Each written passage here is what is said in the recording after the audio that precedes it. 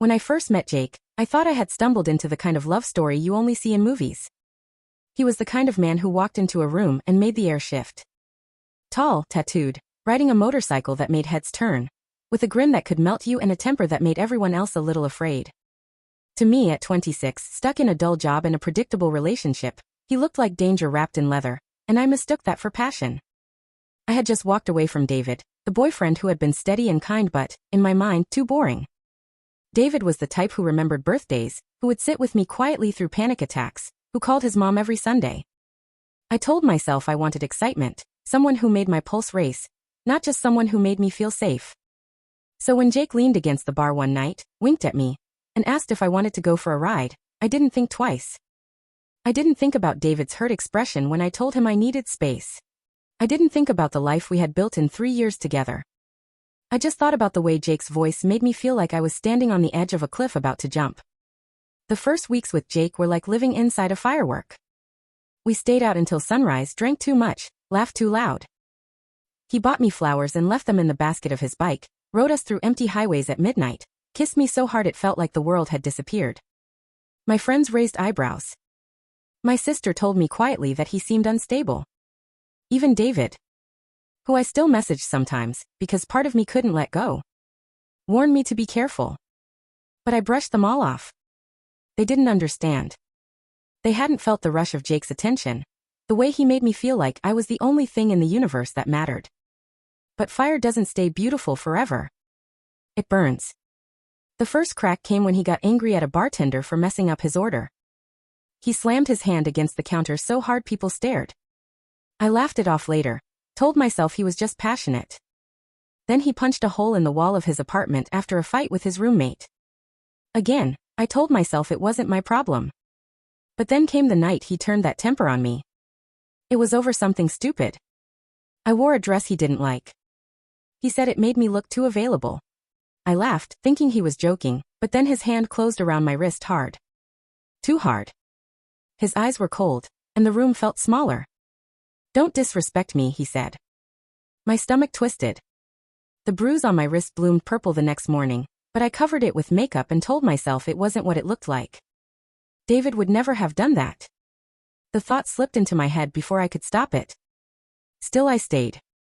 I stayed when Jake disappeared for days and came back smelling like cheap perfume. I stayed when he screamed at me for texting a male coworker about a project. I stayed when he threw my phone against the wall, because I didn't answer fast enough. Each time he cried after, swore he loved me, swore he would do better, and I believed him. Or maybe I wanted to believe him, because admitting the truth meant admitting I had left someone good for someone dangerous. The night that changed everything, he showed up at my apartment furious because I hadn't answered his texts. I had been in the shower. He stormed in, grabbed my phone, and threw it against the dresser, shattering the screen. Then he shoved me so hard I stumbled and hit the corner of the table. The lamp crashed to the floor, my knees scraped, and all I could do was stand there shaking. That was the moment I realized I couldn't pretend anymore. He wasn't passion. He was destruction. And in that moment, all I wanted was David. David, who had never once raised his voice at me. David, who had loved me with patience and kindness. David, who I had tossed aside like a safety net I thought I'd never need. I told myself it wasn't too late. If I went back, if I explained everything, maybe he'd forgive me. Maybe he'd still be the man who would hold me and tell me I was safe. So I showed up at his apartment, bruised and broken, tears streaking my face. When he opened the door, his expression froze. His eyes softened when he saw the bruise on my arm. "What happened?" he asked, voice low. For a moment, I thought I was right. I thought he'd pull me inside, wrap me in his arms, and make everything okay. I told him about Jake, about the fights, about the shove that had left me terrified. I told him I'd made a mistake, that I realized now he was the one I wanted, that I wanted to come back. My voice cracked as I begged, "Please, David, I just need another chance." He listened. He always listened. But when I finished, he shook his head slowly. "I'm sorry you went through that," he said. "But I can't be your backup plan." His voice wasn't angry. It was calm, almost sad. "You chose him over me. And now you're only here because he hurt you. That's not love. That's desperation." I tried to argue. I reminded him of our history, of the years we'd spent together, of the nights he'd held me when I cried. I told him I realized now he was the one I should have stayed with all along. But he just looked at me with that same sad pity and said, I deserve someone who chooses me first, not last.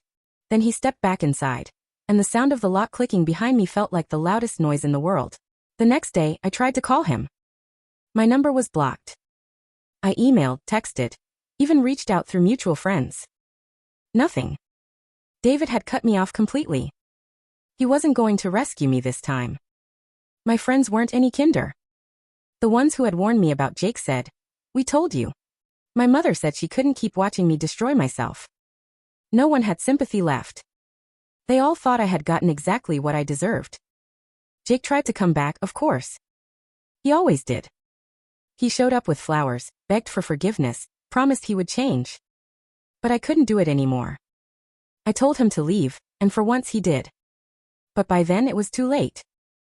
The man I really wanted was gone. David has probably moved on by now. Maybe he's with someone new, someone who chose him the first time. Someone who saw the worth in him before it was too late. And me? I'm alone. Alone with the fading bruises, the broken phone, and the memories of the one man who ever truly loved me. I traded safety for danger, love for chaos, and now I have nothing. I thought I could run back, that he'd be waiting for me with open arms. Instead, I found out the hard way that when you burn a good man, he doesn't come back. He walks away. And he doesn't look back.